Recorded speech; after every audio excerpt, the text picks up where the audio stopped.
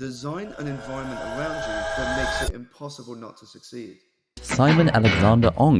Simon Alexander Ong. Simon Alexander Ong is a personal development entrepreneur, coach, and public speaker. So when I talk about inner energy, it's really a process of understanding yourself.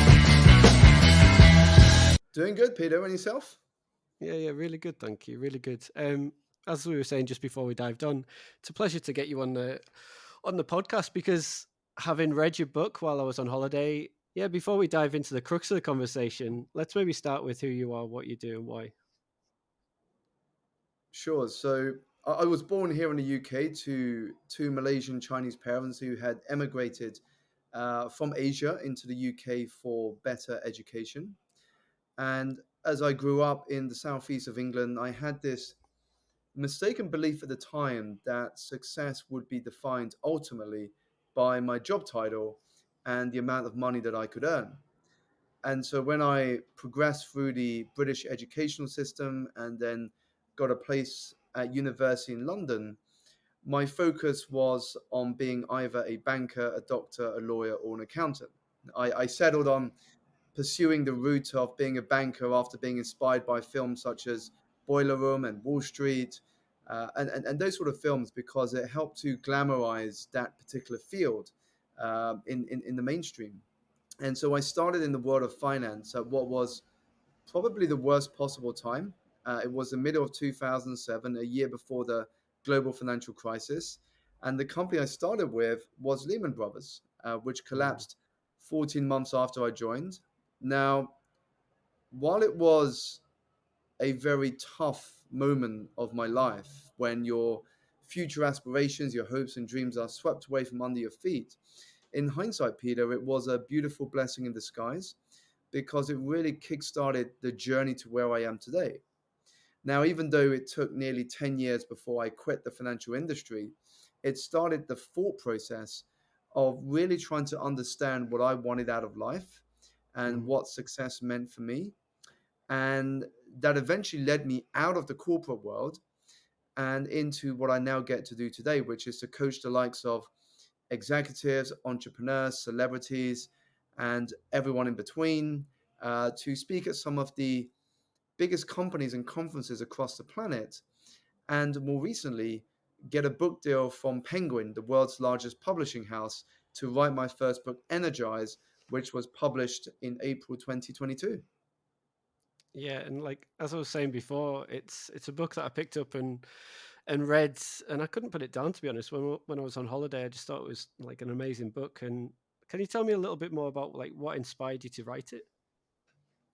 Sure. So, one of the things I've discovered, Peter, is that when you pursue something that you are passionate about, opportunities start to present themselves in abundance. So when I quit the corporate world and I said to myself, I want to build a thriving coaching practice, nowhere in my head did I imagine that one day I would be writing a book or I would become a speaker. All I was focused on was being a successful coach.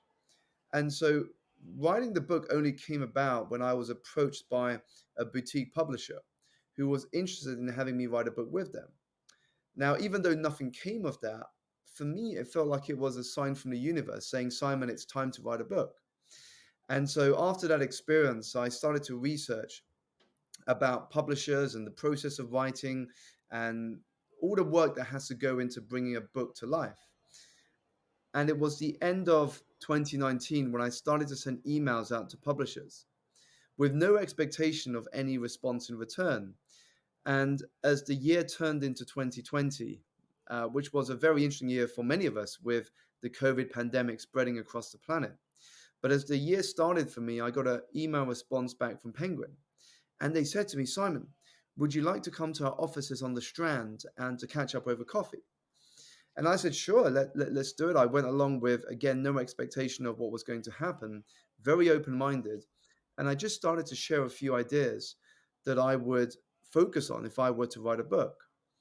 And then after weeks and months of back and forth on emails and phone calls, a few months later, just after we went into the first lockdown, I got an offer from Penguin to write my first book, which was just incredible, Peter. You know, I didn't care what would happen in terms of sales once a book was published. I was already grateful that I was able to get to a point where Penguin wanted to support my vision and they wanted to see me bring my ideas to life. Yeah, and it's an amazing book. As I said, I think when I was reading it, I tweeted to you one of my favorite quotes that I took out of it, and it was, "You may not be able to travel back in time and change what has already happened, but you can certainly begin today to change the trajectory of tomorrow." And I just thought Mm. that was one of the most powerful and profound lines that I've kind of heard in a long time. So, can you tell me a little bit more about like kind of the structure of the book, and how, I guess, like, how do you go about transforming energy to transforming your life, because that was kind of one of the central premises of it. Definitely. So when I was going through the process of writing the book, I drew on so many of the influences that I myself had as a reader. So I've been inspired when I think about storytelling. I've been inspired by the books such as The Go Giver by Bob Berg and John David Mann, Robin Sharma's books, the books by Paulo Coelho. What I loved about those books were the ability of the authors to bring to life wisdom and lessons through the artist's story. But then I Mm. also enjoyed the practical approach from books such as Think and Grow Rich or The Magic of Thinking Big, and those sort of books have really got you practicing the wisdom that they were sharing. And so, what I wanted to do in writing Energize was I wanted to create a narrative through the book in which I could weave together storytelling, insights, lessons, but also practical exercises where readers could put some of that new knowledge into action. And so that's what I really wanted to focus on when I wrote the book. In terms of the next question on energy, how we can transform our life and career by transforming our energy, the way I see energy is really through four dimensions. It's our physical, it's our mental, it's our emotional, and it's our spiritual. But it all begins with our physical energy. That is why the first chapter of my book begins with that. Because the fact is, without your health, you can't do much else. And for many of us, we have to stop making our health a side hustle. Yeah. When you are healthy, you have lots of hopes, dreams, and goals. But when you are sick, you have only one. And so for me, when I think about physical health, it's our sleep, it's our movement, and it's our nutrition. Now, once we address those baseline levels of physical energy, what happens is we can then build on top of that by developing and nurturing and protecting our mental, emotional, and spiritual energy. Yeah, definitely. And it's something that really resonates with me, because kind of I know that if for example fitness, if I don't have fitness inbuilt into my day to day, like I've become very, very cranky. And it's not it, at the end of the day, you want to have a multitude. It's about balance, I guess. It's that Hmm. balance towards striving towards your professional goals, and then equally the personal goals. Like, what do you attribute success? And for me, like, happiness is success. You want to found a Hmm. career, a life around the pursuit of happiness, and like what makes me happy, like family, friends, fitness, and also in the work that I do. So I know that I often talk about like pillars, but having these like Hmm. pillars to my own personal life, if you're kind of missing one of them, I know that sometimes I'm often overly focused on profession rather than personal fitness, and then because of that, yeah, like it has negative consequences. So I think that whole understanding of awakening your inner power, your inner energy, I think that a lot of that, yeah, you're right, it comes with like nutrition, comes with fitness, and I Hmm. guess overarching a balance. Definitely. I mean, the thing is, these aren't new. These aren't some breakthrough insight. These are things we hear again and again and again. Get sufficient rest, make sleep a priority, move your body on a regular basis, and eat well. What you eat determines your energy. The thing is, we as humans, we tend to overcomplicate things. We think it can't be that easy. And so we go off trying to research something more complicated than the simple ideas I share. When in fact, actually, if we just focus on the basics and we Mm. get that right and we're consistent about them, then we have a powerful foundation of energy to build upon. I guess like also in your book you talk about discovering your like inner energy. Can you share a little bit more about like the process of self-discovery and finding that inner energy? Yeah, so when I talk about inner energy, it's really a process of understanding yourself. So in one of the earlier chapters, I mentioned this statement that the longest journey we as humans make are the inches from our heads to our hearts, and that is because as we grow up, what happens is that we seek validation from other people, Mm. and because we seek validation from other people, whether they are our parents, our colleagues, our friends, our bosses, or even society at large, what happens is that we fall into the trap of doing something not for ourselves, but doing something for others. But when we begin to understand and have clarity on what success means to us, what fulfillment looks like, and what sort of impact you want to have, then we awaken one of the greatest sources of energy that there is going. And as a result, we show up each day with that energy, which comes in the form of commitment, consistency, patience, and perseverance. Yeah, 100%. And I think you know that consistency is key as well. Mm, I would say that a lot of when it comes to failure, like a lot of people fail fast because of the ability to miss that consistency within their lives. And you know, with inconsistency you can build up that kind of those calluses, those like levels within your day-to-day mm, routines that support that growth journey. So yeah, when I did read your book, there was a lot to me in respect to like the science of energy that I was really intrigued by as well. mm. So can you explain a little bit more about that concept to our audience and why I guess it's important for us to understand this? Sure. So I think understanding the nature of energy is critical because what happens when we think about productivity is the first thing that comes to mind tends to be time management. Hmm. Now, of course, managing your time is a great skill, but the issue is that if you don't manage your energy first, it doesn't matter how good a time manager you are. You may be time rich, but if you're energy poor, you're just going to waste that time. You're going to end up procrastinating in the time that you do have. However, if you are energy rich, even if you're time poor, you're going to get more done in that short time than most would with much more time than you have. So that's why energy management is the first step to actually showing up in the way that you want. And when it comes to understanding the science, it's really understanding your own energetic rhythm. So you will have heard people saying, I'm a morning person, or I'm a night owl. Now, what they're Yeah. really saying is that my energy is higher in the morning or my energy is higher in the evening. So once you begin to understand your own rhythm, at what periods of the day do you naturally have higher levels of energy? And when do you have lower levels of energy? You can begin working with your body and not against it. So during those periods when you have high levels of energy, you can schedule your most important tasks. And when you have periods of low energy, you can do the more administrative tasks, or you can do activities that will help reset and rejuvenate you so you come back with more energy than you had in those periods that you've had to disconnect. Yeah, I remember when I was reading the book, you were talking about manage your energy, not your time. And like, I guess speaking from the work that you do today, how do you advise and help your clients and the people that you support, the businesses that you support, to protect their personal energy and also supercharge their impact? Sure. So I would say the first exercise I get them to do is to write down two lists. In the first list, it is to write down all the things that give you energy. So those things could be people, places, things, tasks, or projects. All of those things that give you energy, write them down.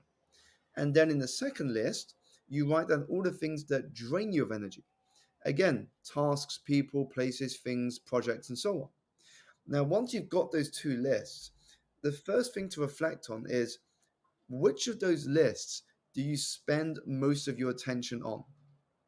Now, for most of us, it's very insightful because we begin to realize that we focus a lot of our time on the things that drain us of energy. But imagine if we were to refocus our attention on the things that give us energy. So once we have clarity on that, the next step is how do we communicate that to the people around us And how do we address that? So, to give an example, if moving your body on a regular basis gives you energy, but you're not doing that, then that's a big sign that there's things you have to shift in your lifestyle. And again, if one of the things that gives you energy is speaking in front of a room, but you're not really doing that, then that's something to communicate to your boss or your team that you would like to do more things where you have the opportunity to speak in front of a room. So just doing that simple exercise will not only give you an insight as to how you currently spend your energy, but also how you can shift it so you do more of the things that give you energy. And as a result, you're going to be even more energized.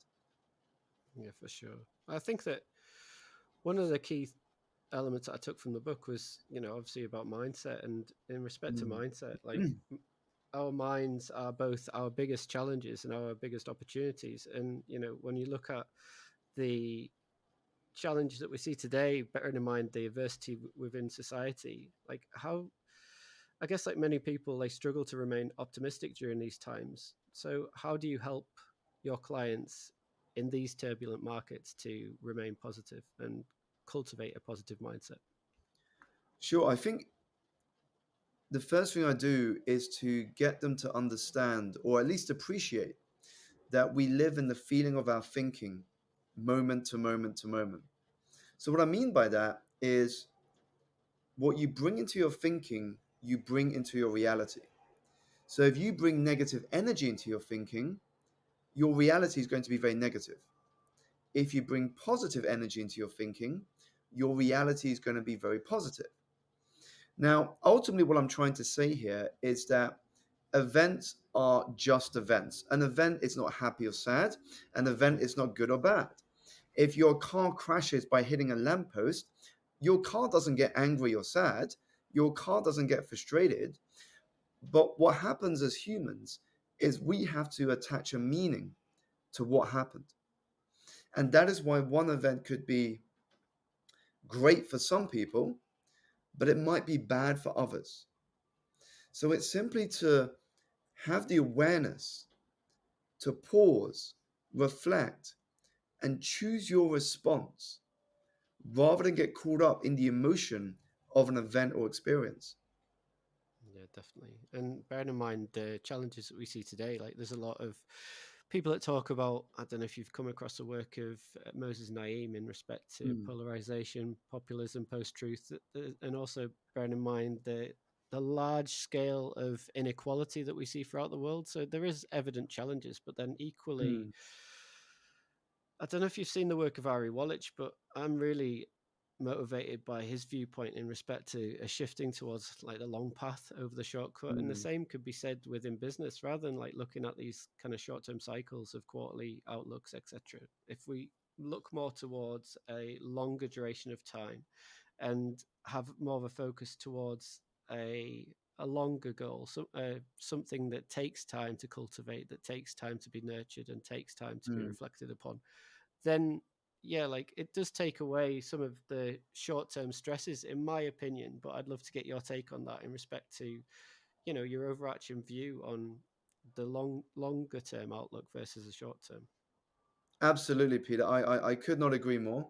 In fact, one of the concepts I often share with clients and audiences is that if you want to stack the odds of success in your favor, whether it is your life journey or whether it is your professional journey, then this is the approach I recommend.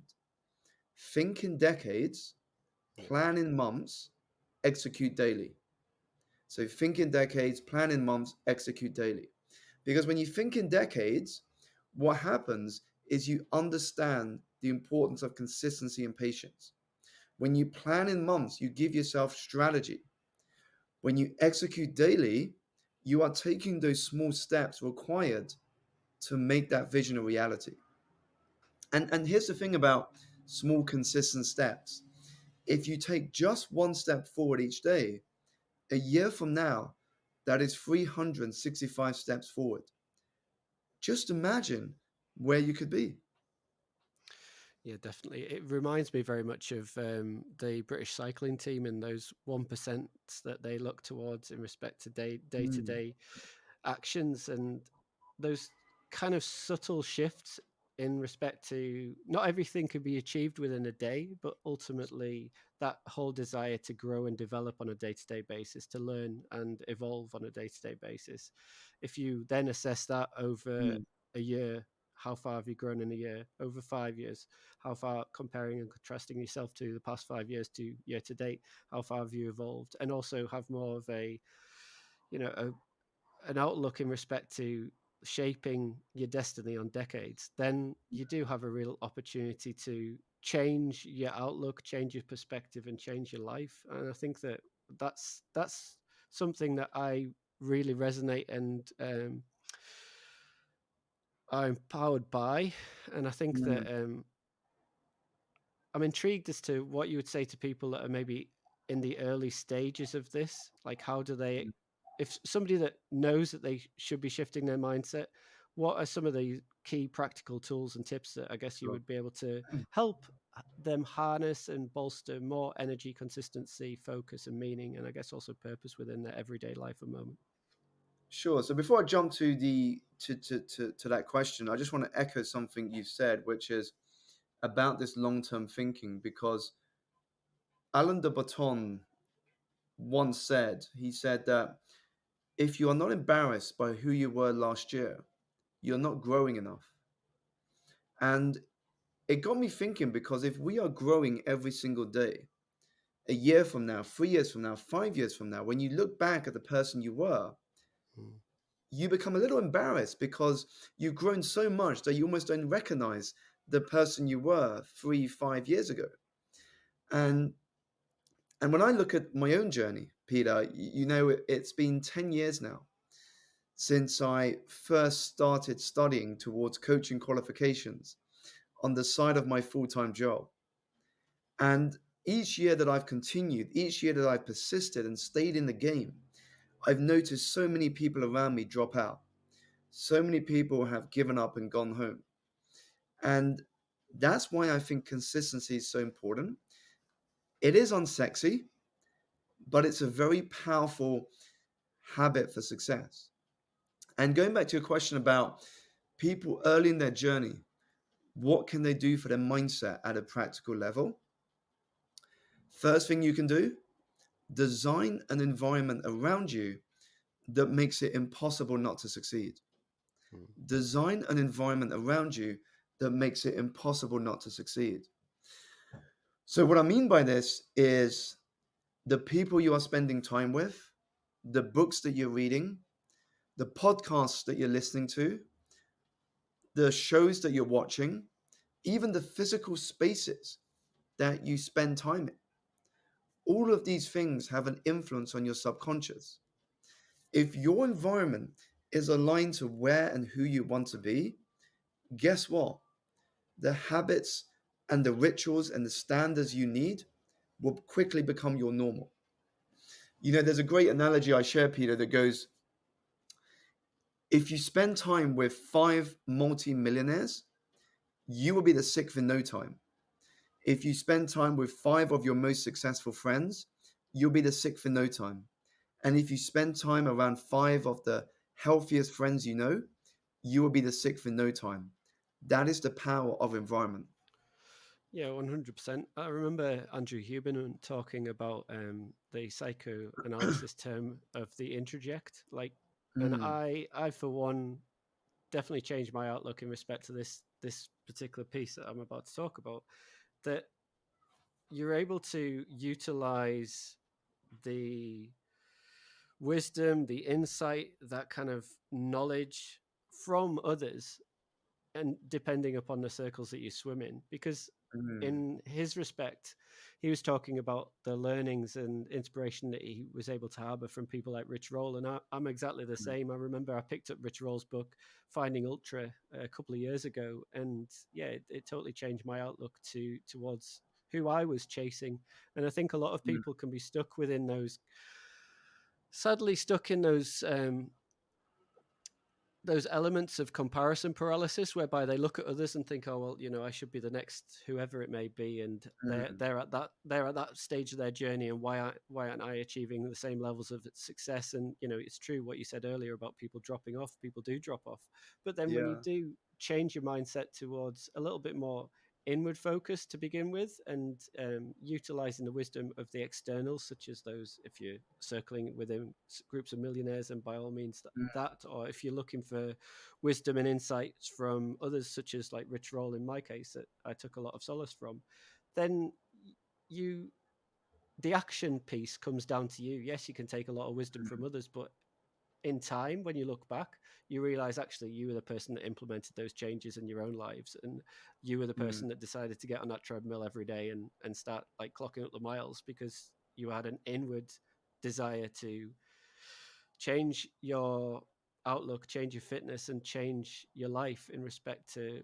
what you were trying to evolve into. And yeah, like the interjection is a massive piece for me, and I do think that a lot of people can be inspired rather than overwhelmed when they start looking towards people from a supportive stance rather than from a comparative stance.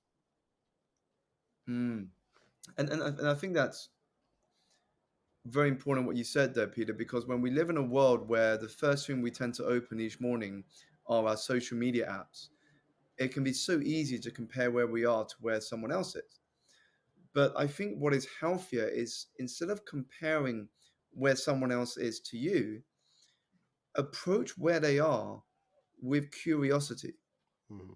So instead of saying, I want to be where he or she is and why aren't I there, which is not productive at all, instead of you ask questions such as, what are they doing that has got them where they are today? What are they doing well that I can learn from?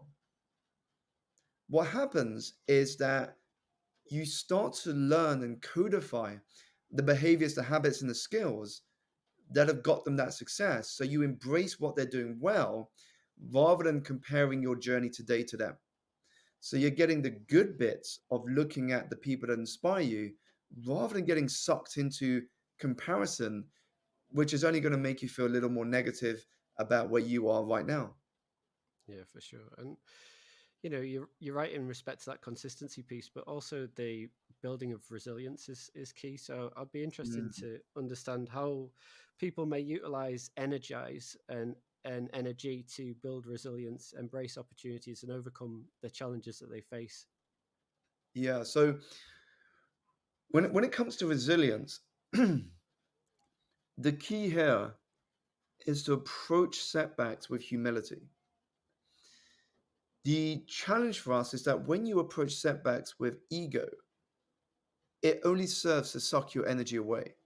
So if you had a failure or a setback and you say to yourself, why me? Why did this have to happen to me? Why is it never working out for me? That is coming from a place of ego. But if you come from a place of humility and ask yourself things such as, what is this trying to teach me? Who can I learn from so that I can come back stronger? What are the lessons that I need to heed in order to improve? Who do I need to learn from so I avoid this next time? What happens is that you're embracing the mindset of an eternal student. When this happens, your mind is far more empowered and energized to focus on a way forward. So, when you approach situations in that way, you naturally deepen your resilience. It reminds me of the saying that I share in one of my chapters by Murakami, when when he wrote down the fact that when the storm is over, you won't know if the storm is truly over. You won't even know how you made it through. But what is certain is that the person that came out of the storm is different to the person that went into the storm. And that is the purpose of the storm. So if you approach your storms with humility over ego, what happens is those storms will make you a far stronger and more resilient human being. Yeah, 100%. I'm intrigued. So talking on the premise of storms, looking back at your own journey, your own evolution, Mm. and all like the elements of wisdom and insight that you've gauged over the years, how do you compare and contrast to the person that you were in that kind of finance career, that finance background, to who you are today, and what are you most proud of? Well, I think the most proud of question is probably the very easy one to respond to first, because I think I'm most proud of having the courage to leave a career that I thought was going to make me successful and pursue something that was full of uncertainty, full of unknowns, and embrace the life of an entrepreneur. I think that transition is something I'm most proud of, Mhm. because the reality is it wasn't easy. You know, on the outside, it may look easy. Simon left his corporate job, started a career in business, and is now where he is today. But behind the scenes, there are a lot of challenges, mentally, emotionally, and sometimes physically. And so to have made that transition and kept to that journey and have been patient with the process, I think that's the thing I'm most proud about. In terms of comparing and contrasting who I was when I was in my financial career and who I am today, I think that I'm a lot more open minded Mhm. than who I was before. And I'm certainly more confident than I was then. Because if you had asked me when I was working in the city here in London to speak in front of hundreds of thousands of people, I would not have put myself forward. But Yeah. that is exactly what I'm doing today. I'm traveling around different cities in the world. I'm speaking at companies and conferences to hundreds, if not thousands of people, sharing some of my insights that I've learned along the way. You know, I think one of the things that intrigued me about what you've just said was the element of challenge, because a lot of people that'll be listening to this will take a lot of solace from the work that you've done, but then equally that there's Mm, that whole second layer in respect to the challenges that you face that you may be able to articulate now to mm, show people that there's no pathway is straightforward. There's ups and downs, mm. there's ebbs and flows, but it's being able to kind of ride those seeds of change in order to evolve. So I'm intrigued as to, maybe if you could work over some of the challenges that you've experienced and how you've grown through that. Yeah, so first of all, challenges are, as you rightly point to, Peter, challenges are an inevitable part of any journey where you are embarking on that journey for the first time, where it is completely new to you and there's no reference point. But some of the challenges that I faced in my life that has shaped me into who I am today, but has also influenced my journey, include things such as losing my mum when I was 17 years old to a tragic accident, which certainly changed my outlook on life and some of the choices that I was making. Failing my second year of university, and so I had to resit my second year. A 3-year degree became a 4-year degree, and I couldn't apply for jobs in a normal way, so I had to be creative as to how I got a job after graduation.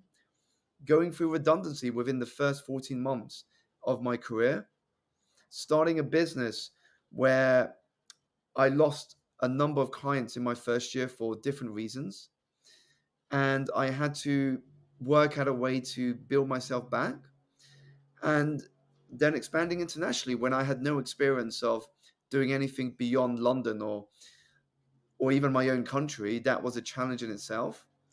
And balancing raising a newborn with adapting my business during COVID while having to write a 65,000 word book with no family or support around.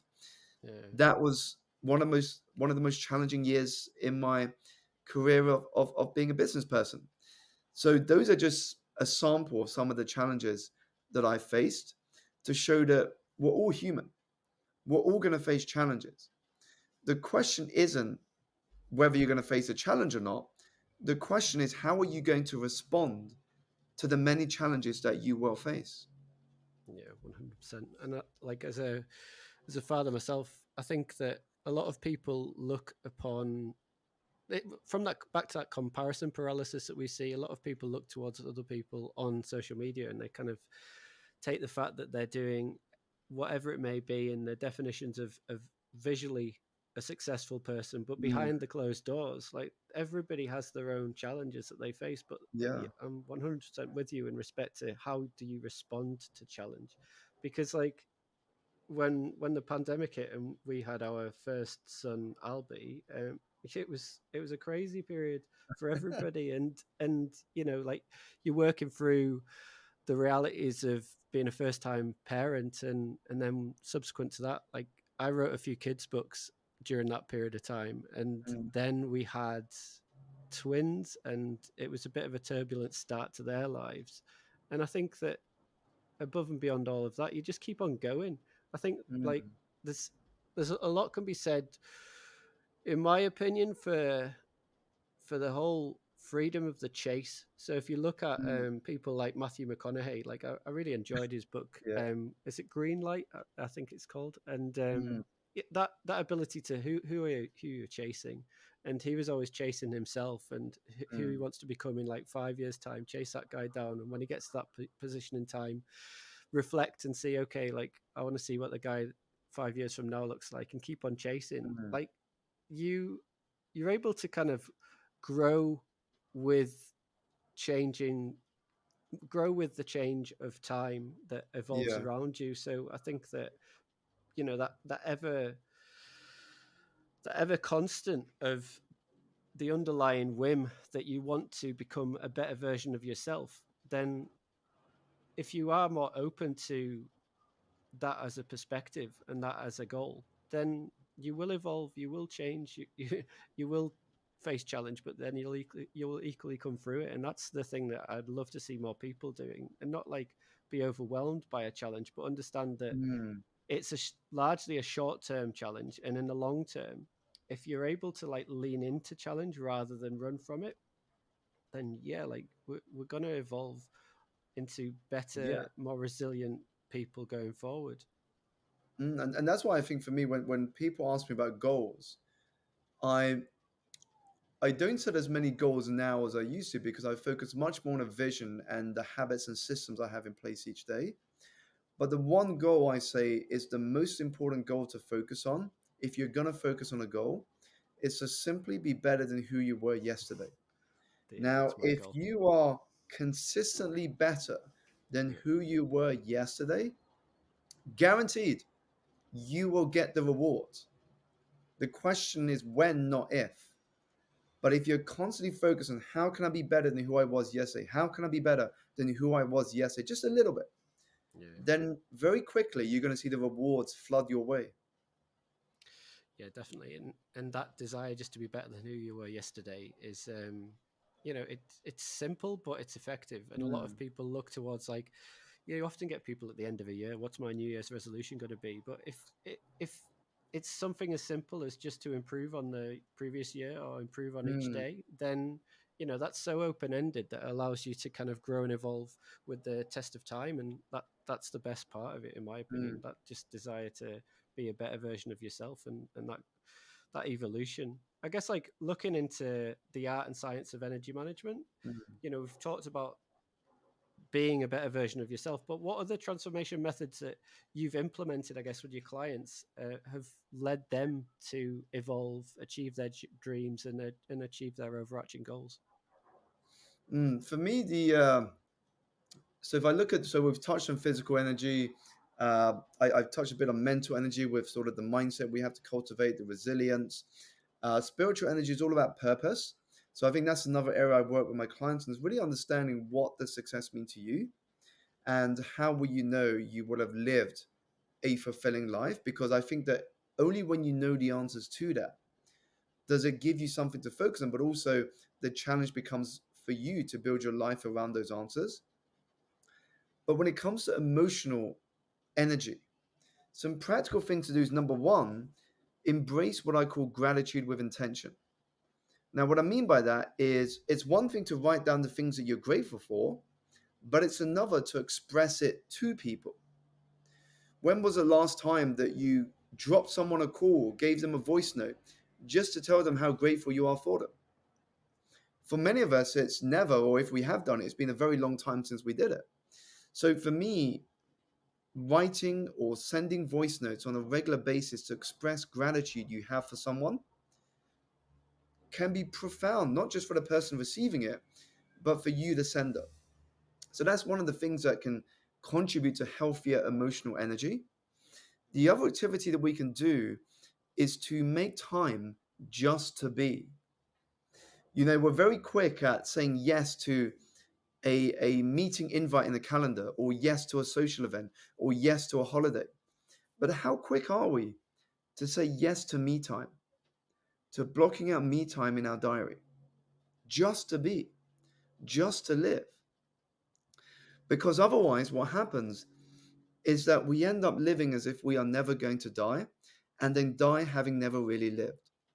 So when we can be more in the present by disconnecting and enjoying the simple and often free things in life, that's what gives us more meaning. That's what makes us feel that we are actually living rather than just existing.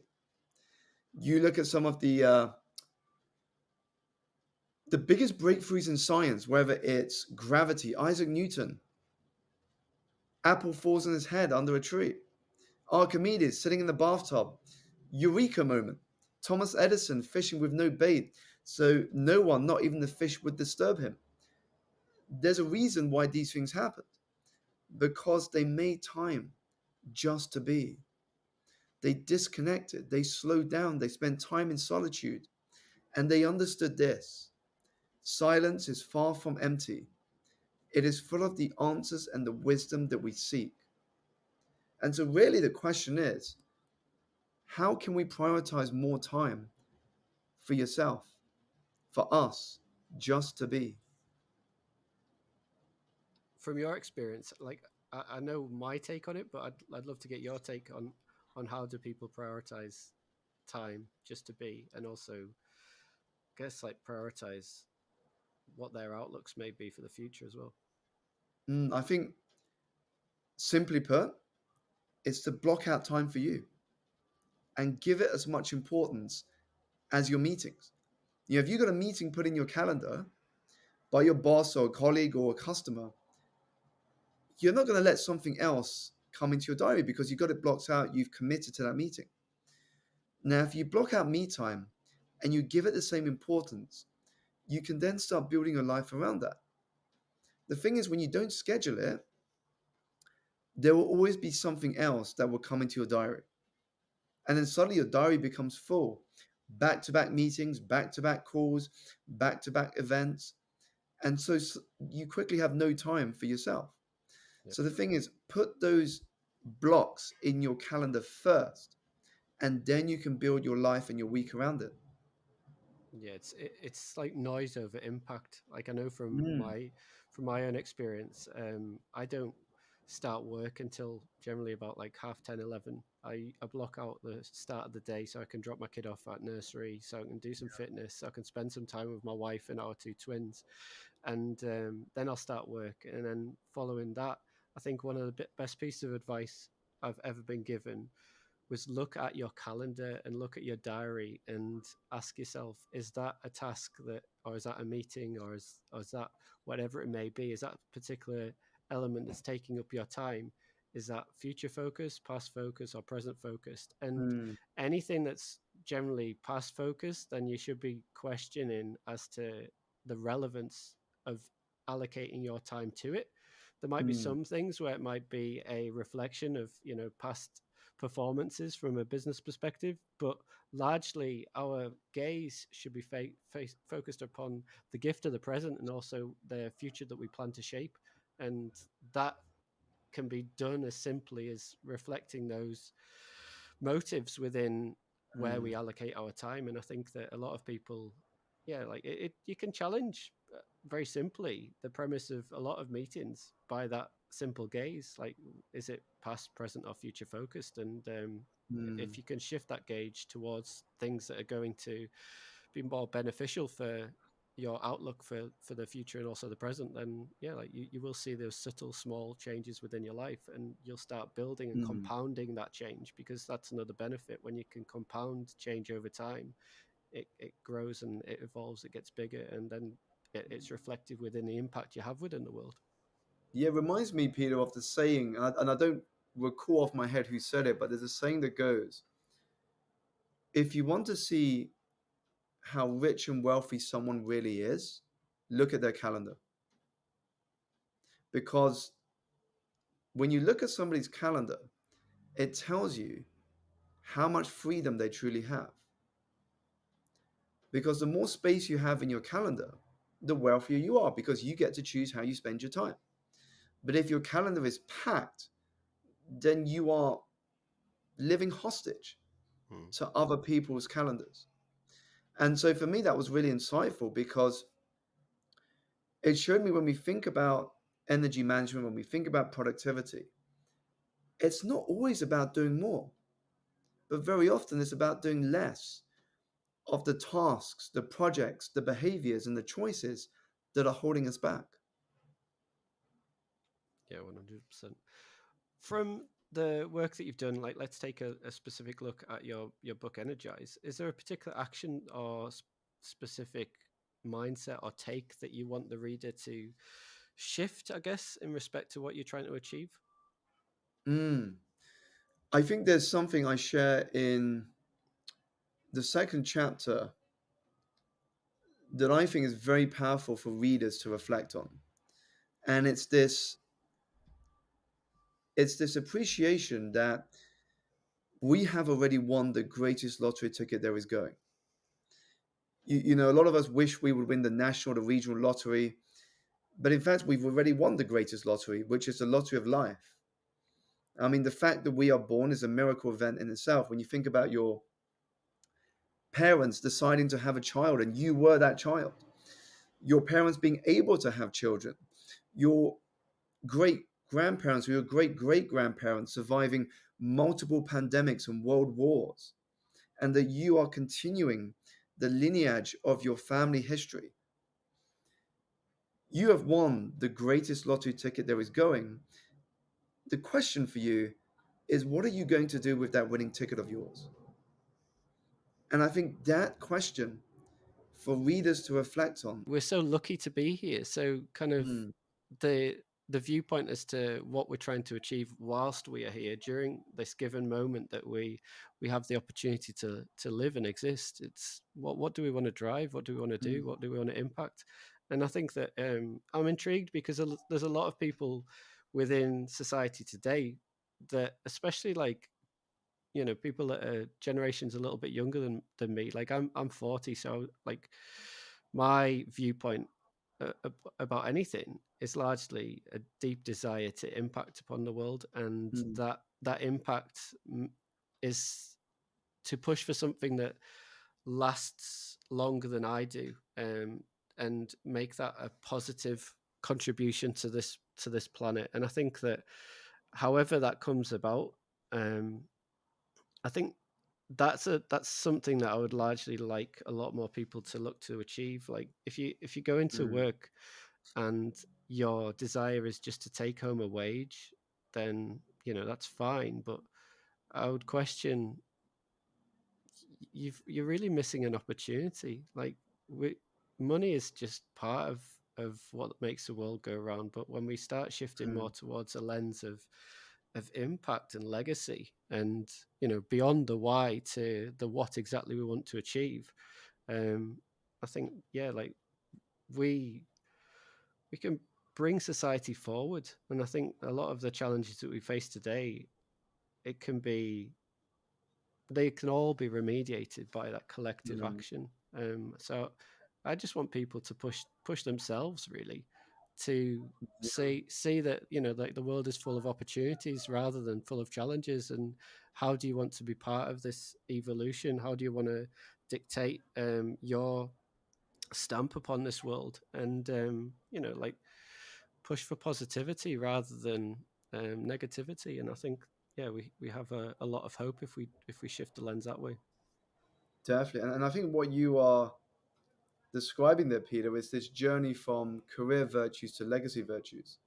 You know, when we're young and we're just starting out in the world of work, we spend a lot of time focused on building up our career virtues, which are things such as the company or the brand that you work for, your status or your position, how much money you earn, your accolades, your achievements, because these are things we put on our CV or we like to show off to other people. But as we grow older and wiser, what we come to appreciate is that career virtues don't matter nearly as much as your legacy virtues. And your legacy virtues are things such as the story you wrote, the impact that you had on the lives of other people. How will you be remembered? You know, how did you pay it forward? These are things that people would talk about long after your life, not the career virtues. You know, nobody's going to stand up in a room in a church at your funeral and say, "Hey, you know, you this person worked the longest hours. This person earned the most in their community, and this person worked for the biggest company in the world." They're going to be talking about your legacy virtues, how you inspired, how you energized, how you empowered. Those softer skills are what contributes to legacy and meaning. Yeah, 100%. Looking at like legacy virtues and also the future, obviously the elements that we've described here is akin to what you say in the book in respect to life is about the journey rather than the Mm. destination. So looking at like the journey of life and what's next for you, what are your future goals? What are your perceptions of what the future may hold, and what's next on the horizon? Sure. So the way I like to think about this, Peter, is that there are a few things that I'm exploring, but at the same time, I embrace this mindset of being attached to no outcome and open to everything. So I'm not attached to whether it happens or not. I'm just focused on enjoying the process. So for me right now, a couple of the things that I'm exploring is putting together a dining experience inspired by my book. So to give you a bit of background, when I published my book, I partnered with a hotel in London to create a cocktail named after my book called the Energize cocktail. So if you walked into this bar at the Connaught Hotel in London's Mayfair and you ordered the Energize cocktail, it would be presented on a copy of my book. And then we did an event in the metaverse, and now I'm looking to create a dining experience which is inspired by the concepts of my book.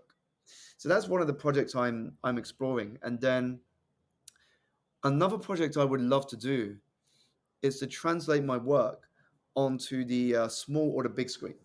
So the small screen would be on one of the streaming platforms, and the big screen would be through either a documentary or a film. So again, it's something that I'm starting to look into, uh, but uh, but I'm just focused on learning and seeing where it goes. Yeah, definitely. I think one of the questions that comes to my head when I'm listening to you speak is I would be intrigued to understand if you jumped another 10, 15 years ahead, what would you hope that your future self would A, say to you today, and also B, will have achieved? Well, in terms of achieved, that's going to be a hard one because even if I asked myself that question going back 10 years, I would never have imagined in my wildest dreams I would be achieving some of the things I am today. So I think the second one's a tough one, just because I'm so open to what the future may hold. But in terms of the first question, I think that one of the things the future me would say to the me now is, I'm so glad you didn't give up.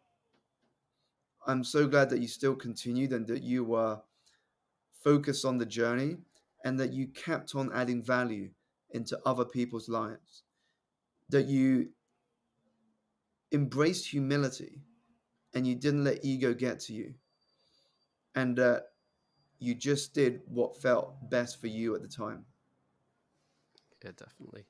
At this point, we like to jump into some questions from our community. So there's a Mhm. question from Tim, and Tim would like to ask you, what would what specifically would you say would be like the 4 or 5 foundations that he could implement within his life to lead and drive lasting change?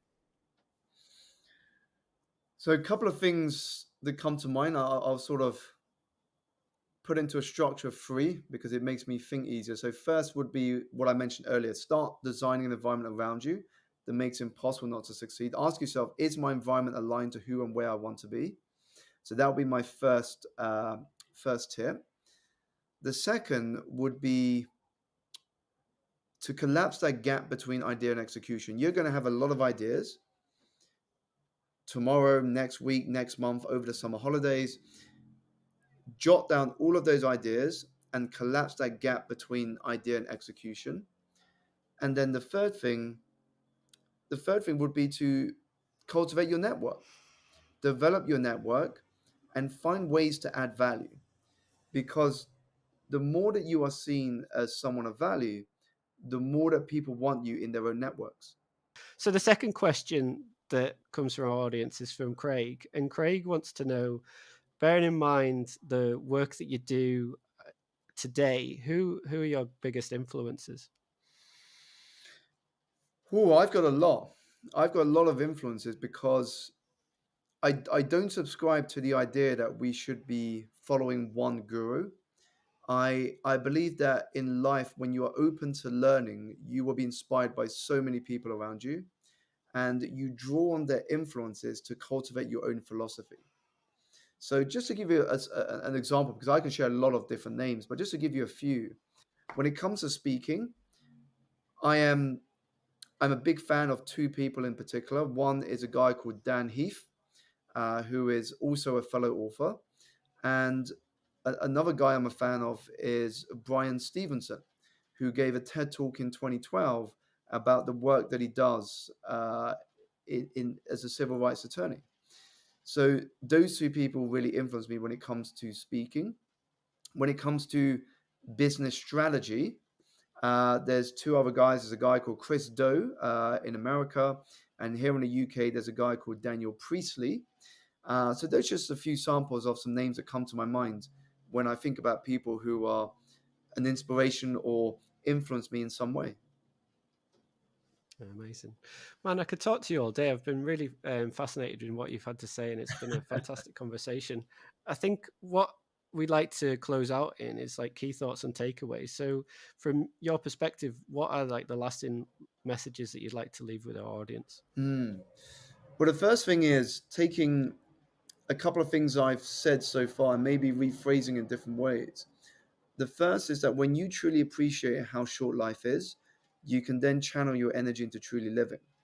Now, what does truly living mean? Truly living means living a life true to yourself, doing the things that give you joy, doing the things that bring you happiness, and focusing on progress over perfection and process over rewards.